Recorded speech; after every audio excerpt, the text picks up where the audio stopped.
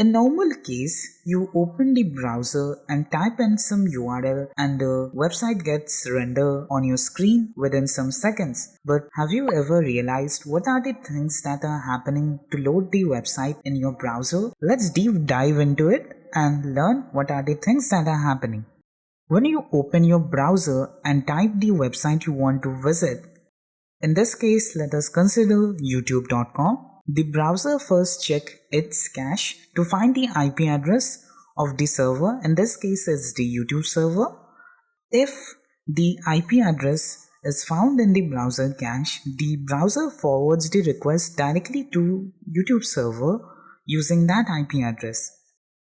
But if IP address is not found in the browser cache, the browser requests the operating system cache to check for the IP address. If the IP address is found in the OS level, the browser then forwards the request to the server, and else if the IP address is not found, the browser forwards the request to DNS resolver to continue the search.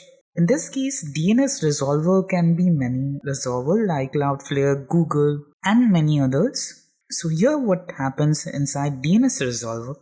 First, it will try to check the cache for the IP address. If the IP address is found, it sends back the IP address to the browser, and then the browser redirects to the YouTube server. If the IP address is not yet found, the DNS resolver tries to contact with the root DNS server. Here, the root DNS server does not contain the IP address, but they instead point the resolver to the top level domain server, that is TLD. Example like .com, .org, .net, .io. In this case, it will be .com. They get contacted and top level domain server then points the resolver to the authoritative name server. The authoritative name server is the last part.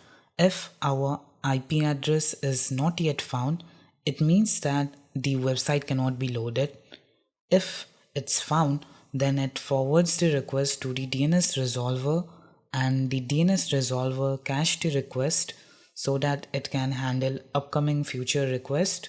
And now it forwards the request to our browser, and from our browser now we can access the server through that IP address. And all the steps just happen within some milliseconds of time. And now our browser can interact with the backend server and get the files that are required for rendering the site like HTML, CSS, JavaScript, and other images or video files. And this is the way how a website works. The visible part of the website is called the front end, which is everything users can see and interact with. The processing that happens on the server, such as database operations, authentication, and other logic, is called the backend. The backend runs in background and we users do not see how it processes. So that's all for this video. Thanks for watching.